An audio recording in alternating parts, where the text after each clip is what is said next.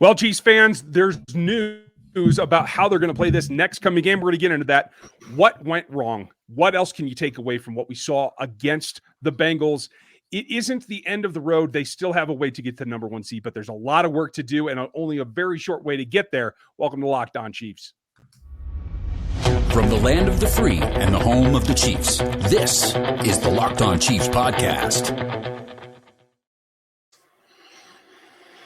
Another day, same result, right? Yeah, a lot to talk about. A lot of changes that went into this Sunday's game that we didn't find out about until afterwards. 4 officials get changed in that game. Big question marks going in that regard. 11 officials emergency changes across the league, 4 in one game. Going to be interesting to see if there's anything that comes of that or the NFL says anything to the Chiefs about that. But probably not the best game to make a lot of switches in. No, probably not. Especially once your game of the week. Especially, I think what the bigger concern was is that that crew changing roles, not doing what they're used to doing. And if you're a line judge, be a line judge. If you're a back judge, be a back judge. That's, I think, was problematic from the start. I don't know that we'll ever get an explanation from the NFL, but I know a lot of folks are talking about it. Yeah, and even if we never get anything from the NFL, the question I have is, okay, if you have COVID issues with that crew, fine. Switch out the entire crew. Put a crew that's used to working together in what is supposed to be the marquee game of the week, because that's what this game really was. Yeah, it was difficult.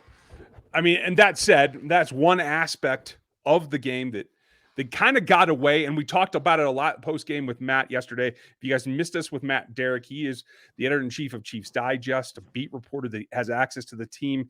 He's Chris Clark, always here, giving me the rundown, making sure that I understand all the stats and all the things that I'm not thinking about. I'm Ryan Tracy, founder of Rogue Analytics, and you can find us here every day. I don't do a good enough job of explaining to people, especially all you new listeners, who we are every day. So, hey, welcome back. Taking up where we were yesterday, yes, it was frustrating. Yes, it was an embarrassing loss. Did you find anything on reflection that you could take away that was a positive? Chiefs have a guy that could step in and play left tackle that we didn't even think about stepping in and playing left tackle. I mean, that's the biggest positive I can come away with. I saw Colin Saunders talking after the game, tweeting and going off after the game about how everybody wants to get rid of Spags after one bad performance. I get where he's coming from. I understand his frustration because Spags has done really great the last 7 weeks. I think the fans' frustration is he just simply did not adjust. He refused to adjust. And that's what killed Kansas City at times. And I said this yesterday, and I'll say it again, and I will go out on this limb. Shavarius Ward has played very well for Kansas City the entire season. If you think that game was on him and that loss was on him, you were completely wrong, in my opinion, because he still played well. He was still in position. Chase is just a phenomenal talent. Joe Burrow put the ball where only Chase could get the ball, and Chase made plays that were not just on Ward. I mean, he made plays. He made 5 people in the secondary look stupid on his first touchdown. I won't even say stupid, just not quite as speedy as we thought they were. When L'Jarius Sneed can't catch you, then there's a gear that even on his college film we didn't see him have. And I don't know if it's just that play, if he was just I always felt he was a gamer in college, so clearly playing the number 1 seed for a chance to disrupt their postseason run, certainly he lived up to it. It seems like he was pretty up for that the whole day, like calm even after he made big plays. And the Chiefs had a chance to respond and didn't. You're absolutely right about that in terms of the scheme of the defense. Andy Reid said as much yesterday. The pressers were going on as we were recording, so we didn't get to react to that very much. But when Andy comes out and says, we probably could put a little bit more help on him on that 3rd and 27, I think that says all that we really need to know. Yeah, and I think if you look at the defensive scheme, I get where Spags was coming from. He was expecting them to try to go to a hot read, which would have been over the middle. He had 2 defenders there to help, and you never would think that he's just going to throw the ball up and risk losing out on that 3rd and 27 and not even having a chance. Burrow made a fantastic play. Chase made an even better one coming down with the ball. Ward was there. I think he even got the hand on the ball. It just was a great play by 2 players. Well, and I'll argue you can't just play to the tendencies. This is what bit them That's in the fair. Super Bowl last year, playing to the tendencies. And unfortunately, this is becoming, not to get on a rant like yesterday, but this is becoming a trend. And if you play and don't cover your bases, this is what happens. You get embarrassed. Would you have rather have seen them play either a too high or at least a shaded safety over the top of their only receiver that's killing you all day and maybe give up the first down? Because I would have. Yeah. Well, and I get that. And, you could have dropped one more player back into coverage and that would have covered that extra, that give that extra defender to chase and you probably would have been okay. But, phenomenal play by both of those guys. And, Cincinnati was just better yesterday when they had a chance to make plays and the officials weren't giving them first downs. They still made plays. So, yeah, in the end, that's what it comes down to. You gotta take what you got when you got it, and that goes whether you're buying gasoline or playing football. And we have a way to help you guys take advantage of what they have. Go get Upside. It's an app in every store, Apple, iTunes, the whole 9 yards. Use the promo code touchdown, and you will get a nice bonus, 25 cents per gallon, back onto your account when you track it with the Get Upside app. And right now, for your first tank, they'll even give you 50 cents back on every single gallon that you buy. For me, that's 32 gallons a pop. That's a pretty good savings right there. All you got to do is go download the app in one of the app stores. And as you sign up, use that code touchdown. For all of our NFL listeners all across the country, you can get the same discount. You can get it paid out to you in an e-card or an Amazon credit or PayPal or whatever you want. It saves you money. It's easy to do, and it's definitely worth your time. Check out Get Upside. Now, really quick, I know we need to talk more about this Bengals game. There's one thing that we didn't mention in the first break that we need to talk about really quick. The Chiefs game did get moved to Saturday.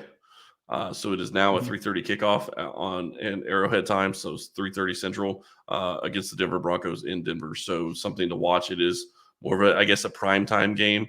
I personally think it's kind of screwing Kansas City, but is what it is. Apologies, I did set that up in the intro for the first one. Then I quickly moved off of that and forgot all about it. I just want to mention it before we dive back into this Bengals game because it does need to be mentioned and we should at least get it out there. Although I'm sure it's everywhere else.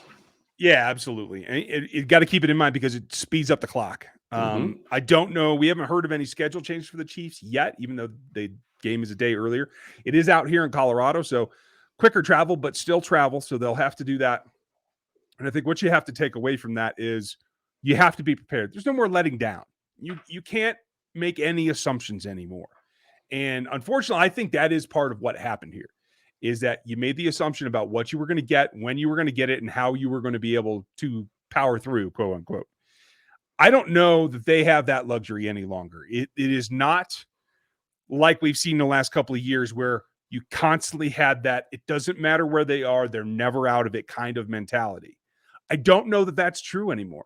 They got punched in the face yesterday and they didn't respond.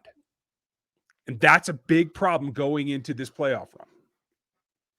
I won't disagree with you for the most part. What I will say is when you're playing against 11 plus the officiating crew, it's going to be really hard to respond. I feel like the offense tried at times. I don't. You still got to do something. Adjust your game. If you're not getting the calls, then don't get in a position to get called. You got to do something because playing the odds like they did not work out for them. And I don't disagree with you, but when you get called for a 15-yard penalty for unsportsmanlike conduct for simply tackling a guy, that is a game-changing play. The false start that shouldn't have been, or the false start that should have been called that wasn't, that was an offsides on Chris Jones, that was a game-changing type play. A 3rd and 5 where you're getting called for pass interference when you're not even touching the wide receiver and the ball's 4 yards from the wide receiver, that's a game-changing play. I'm not saying they didn't do things to lose that game. I'm not saying that they shouldn't have been able to have a chance to come back in that game. But so many calls went against them, it was going to be very hard. What I will say is when you look at what they did on offense in the second half, this is going back to what they were doing a month and a half ago, where they just weren't moving the ball in the second half. I don't know what changes from the first half to the second half, but they've got to get that figured out because if they revert back to where they were, they could lose to the Broncos. They should beat the Broncos. It should be should be a victory that it's not even close. But the Broncos can beat them if Kansas City doesn't play their game. Yeah, you're absolutely right. When it comes down to it, anybody can beat anybody. It's cliche and that's fine, but it's true. You have to manage your business. You have to put all the nails in the coffin. And again, this is another situation where Andy Reid in the press conference made it sound like, oh, we had some bad luck. We didn't get that third down didn't go our way. We had this, we had that. At the end of the day, they were able to keep you off the field in the second half, and you squandered the only opportunities you had. Mm-hmm. And you had There's drops no other that way killed to you. say it. Yeah, there's no other way that you can say it. You squandered your second half. That's on you. You do anything on the offensive side, you make up for the defense having a terrible day, and we've already complained enough about the defense. Well, I just want to point out this is a team loss. no, it is. And the other thing that really stands out to me that we didn't even talk about yesterday, Kansas City didn't get a turnover yesterday. I was expecting an interception of some sort. Burrow was on it, and he never really threw a ball that should have been possibly picked. Patrick had 2 of them that were dropped. So Right. you had a lot of reversion back to what is the norm, and Patrick getting balls that maybe should have been intercepted that weren't. But they didn't get a chance to take the ball away from Cincinnati once. And when you don't do that on defense and you have a defensive outing the way you have, you're going to have a hard time winning the game. 31 points should win you just about any game. But big problems. And Kansas City scored 31 points in the first half. Sorry, 28 points in the first half. I apologize. 28 points in the first half. Should have been at least 31. Could have been 35 if Hill catches that ball. But, it is what it is. Yeah, coulda, woulda, right? Right. Squandered opportunities. It is. And that is not to belabor this point. I'm sure you guys are tired of hearing us complain about this particular outing. But unfortunately, you're going to see this team in the postseason again. If not, if you don't get a matchup with them right away, you're going to at least have to watch them play somebody else. And right now, they're where you wanted to be. A team on the rise, a team that's peaking going into the playoff run. And I still think there's time to get that back. We're going to talk about the Denver game tomorrow with Matt. We'll talk about it a little bit here in a little bit, as well as the rest of the week. But I think that's the big thing that I'm feeling the impetus today. You had a bad day out. You made some mistakes. You, unfortunately, were a little bit too you in letting off offensively, staying stubborn defensively. You got to correct that. You got an opportunity to get a regular season win before you go into that playoff run and not put that kind of added pressure. I think this has to be like throw it out with the bathwater tonight, start fresh, and 100% pedal to the metal this week. I can't disagree with you. The one other thing I will say is that I almost feel like losing now actually is going to help Kansas City for the postseason, because I think it refocuses the team. They did look a little lax at different times, and I don't think you can go into the postseason having any of those types of feelings. And so I think that this should be able to refocus them. This should be able to get them going back in the right direction. And a game against the Denver Broncos on what is basically primetime football on Saturday is going to be something that I think is going to be good for this team. They know everybody's going to be watching, and they have to go show the NFL that they are the team that you do not want to play in the postseason. Yeah, and if they don't get lucky, there's still a very small chance, maybe 1%, that the Houston Texans can beat Tennessee, and you have a shot at getting that number 1 seed back. It is mathematically possible. If you don't get that, you have to be prepared. And I think the thing that I like about the schedule change is it puts them on schedule that if they have to play next Saturday, they still get a full week to prepare. So I think that is an advantage of this flex. Yeah, no, and I get that point. I just think that with the questions with the Chiefs at left tackle with Orlando Brown, who knows? We don't know anything yet. There's not been anything announced. We won't know probably until Wednesday what's going on with Orlando Brown, if he's going to have a chance to play this week. And what do they do if he's not able to play? Do they leave Tooney at left tackle? My guess is they probably do. I think that's a smart move. I think Allegretti played very well. But we do need to talk about snap counts here when we get back from the break. But before we do that, BetOnline has you covered this holiday season with more props, odds, and lines than ever before as football continues its march through the College Bowl season and through the Pro Football playoffs. BetOnline remains your number 1 spot for all sports action this season. Head to the website or use your mobile device to sign up today and receive your 50% welcome bonus on your first deposit. Just use our promo code LOCKEDON to receive your bonus. From basketball, football, NHL, boxing, and UFC, don't wait to take advantage of all the amazing offers available for the 2021 season. BetOnline is the fastest and easiest way to bet all your favorite sports, so don't wait to take advantage of all the new amazing offers available today. BetOnline, where the game starts. Now, where the game is going to start for this Chiefs team in looking forward at the Denver Broncos is going to be obviously what they're going to do with offensive line. because that's a huge hole at left tackle. But I think we've already seen what they're going to do. Tooney's going to play. The question is who are they going to move up? Because they're going to have to put one person on IR at least. We don't know the extent of the injury for Brown. Hopefully he's not headed to IR. But if knock on wood. Yeah, but we don't know.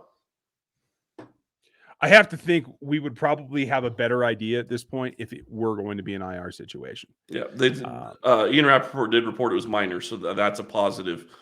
But again, we still don't know really what that means. That's true, and we'll take that away. At the end of the day, you got to go with who you got. I don't know there's a free agent worth signing to come in and play. You can probably get away with Tooney for now and sign somebody to the practice squad if you feel you need to bolster that. I don't think that Long is an option at tackle right now. So if you start this week without Brown and you have Wiley at right, I think you end up in the event of any injury to Joe Tooney flipping Wiley over and making that adjustment back to right tackle, whether that's Trey going out there or somebody else. Maybe it's Long. I don't know. It's getting to the point now remember when we were like, hey, they have 10 new guys on this offensive line. Maybe they're going to have to keep 10. Now we're getting to that point where that's going to pay off because of the depth that you've built here. Yeah, and they have Prince, and he hasn't played, so you don't know what you're going to have there.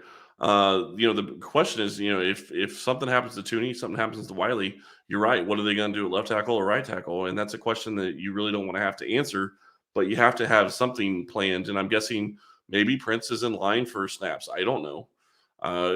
It would not be something that I would like, but if you think that you can, give him help on his side, if you play him at left tackle and give him a tight end just about every play, maybe you can get away with that in this one game, if that's all this is going to be. That's the other side of it. We just don't know at this point. The other question, if you end up having to put Trey Smith at right tackle, Austin Blythe goes in there probably at right guard. I apologize. He played one snap against the Bengals, so at least he got out there. Yeah. And I will say this. If you look at PFF's grades, Nick Allegretti was one of the best rated offensive linemen in that game. He played very well for stepping in. Yeah, I don't have the PFF up here. Who gave up the most pressures? That's what I want to know. Yeah, because it didn't feel like it was an onslaught. It felt like they held solidly. I felt like it was more miscalculation in delivery, a couple of drops and a couple of iffy decisions on Mahomes' part rather than the O-line breaking down. Yeah, no, the offensive line I thought looked really good all game. And then you take into account that Trey Hendrickson came into this game with at least half a sack in I think 12 straight games. And he didn't register half a sack. So he had a chance to break Chris Jones's record. And Joe Tooney is the one that stopped him from it. So it's pretty interesting in that regard. I think at the end of the day, what you'd like to see, I think Darrell Williams got 80% of the snaps. I'd like to see that a little bit more balanced. I felt like Gore, especially when he came in, he had that nice first run where he kind of squirted around the side. I think it needs to be a little bit more balanced. Maybe it's just as much as 70-30. I don't know, but 60-40, I want to keep those guys fresh this next week so that nobody's wore out for the wild card round. That's what's on my mind about, yes, you have to beat the Broncos, but you also have to make sure that you don't put yourself in a bad position for a wild card game. Agreed. And McKinnon, I don't think got any. He might have gotten offensive snaps. I don't think he got a single carry, though. Right. It was 5 snaps, but no touches. Yeah, I didn't think he touched the ball. So, in that situation, you would expect he'll end up getting carries. I think they sit Clyde again this week. I think that him being questionable this week was kind of a joke. I don't think there was any chance he was playing personally. So we'll see, whether or not that changes and they go a different direction. I personally would sit him. I don't think you play him in this game, even if you think he's 95%. I think you give him, the extra week off, and because you're not going to get a week now. That's the other problem is it doesn't, more than likely you're not going to get that extra bye week that you were hoping for. That seems to be the case. And like we said, stranger things have happened, but you have to prepare. The big question for me is mentally, how does the team bounce back? When Tyrann Mathieu had some, I think, nondescript things to say about generally taking the Bengals for granted, like he didn't say it in those words, but you put all of his comments together that they weren't prepared for Chase to be that much of a threat. They weren't prepared for that third down. I think in general, it felt like it was, again, just taking somebody at face value, not being rightfully threatened enough by a team whose record I think maybe lulled them to sleep a little bit. Yeah, and I think the other thing is Jamar Chase has played well all season, and don't get me wrong, I think he's in the running for offensive rookie of the year. Maybe he's running away with it at this point. But I will say this: he hadn't played, I don't think, to the level he played yesterday until yesterday. He'd had good games, but he took over that game yesterday. So I said it on RGR. If he repeats that, he's the best wide receiver in football, period. Yeah.